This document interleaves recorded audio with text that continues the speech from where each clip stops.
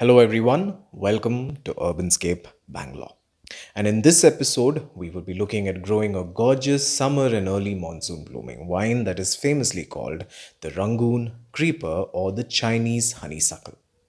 It's also called Madhumalti in Hindi, and the scientific name is Combretum indicum.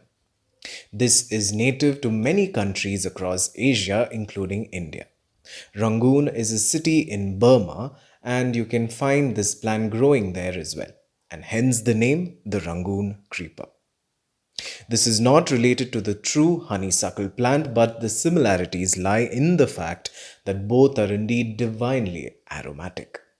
This is a vining plant that does not have tendrils like your passion fruits, but if given the right support, the stem will cling onto it and grow really tall. If grown in the ground, it can grow very, very tall.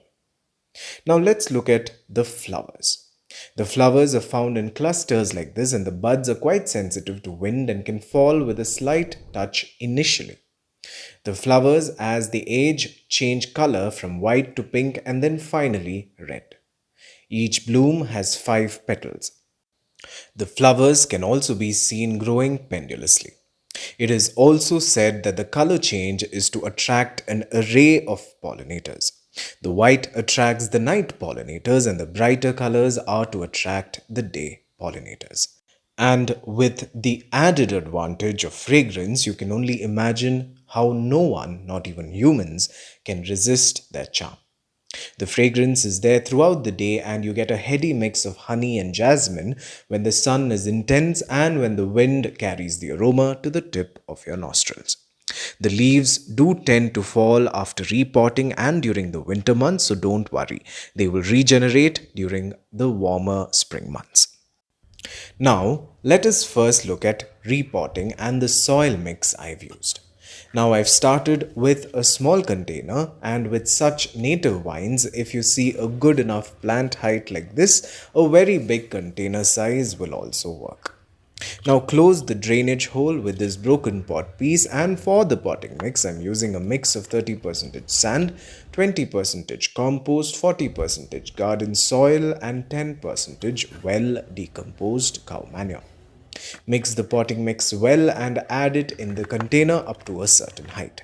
Check if the height works for the plant. If not, remove some excess soil and finally take the plant out of the container. Now, to my horror, I encounter the now infamous plastic mesh. With a sigh of helplessness, I decide to leave it as is and add the plant in the container and backfilled the container. To give it some support, I've added this plant guard and watered the plant. Now let's look at some quick growing tips.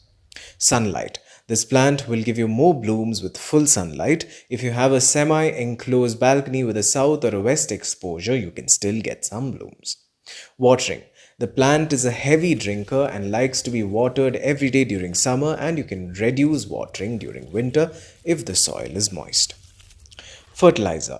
You don't have to heavily fertilize this plant, just adding compost once a month during summer will be enough. You can use raw kitchen waste to feed the soil. Container size. If you have a terrace setup like mine, the bigger the container, the better it would be. Since it's locked down and the third wave is still looming large on us, I cannot go out and purchase the terracotta pots I want to grow this in. So for now, I'm okay with a small one, and with blooms like this, I'm not complaining. Support. Ensure you give this ample support for it to reach its full blooming potential. You can use a twine thread to help it climb a wall or a ledge. Pests. I don't see too many pest problems affecting this plant. It is a very resilient plant that is easy to care for. Cold tolerance. This is a tropical plant and will not tolerate extreme cold and snow. Pruning. You can prune this after the blooming is done. Don't over prune, just give it a small trim and that would trigger branching and more blooming. Propagation. You can easily grow this from cuttings. Take either semi-hardwood or new shoot cuttings to grow this plant, with the caveat that the shoots must be green. So if you scratch the stem like this and you get green insides, then you can take that cutting. And if it is brown inside, then it will most probably not root.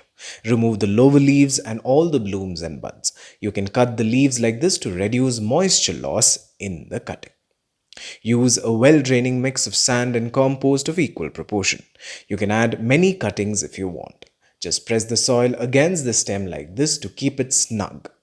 Now keep it under semi-shade and water frequently till you see new leaves. I will show you the update maybe in another random gardening series. So stay tuned. So, my dear plant parents, bring the Rangoon creeper home if you are a fan of fragrance and color that can serenade your summer and monsoon garden year after year.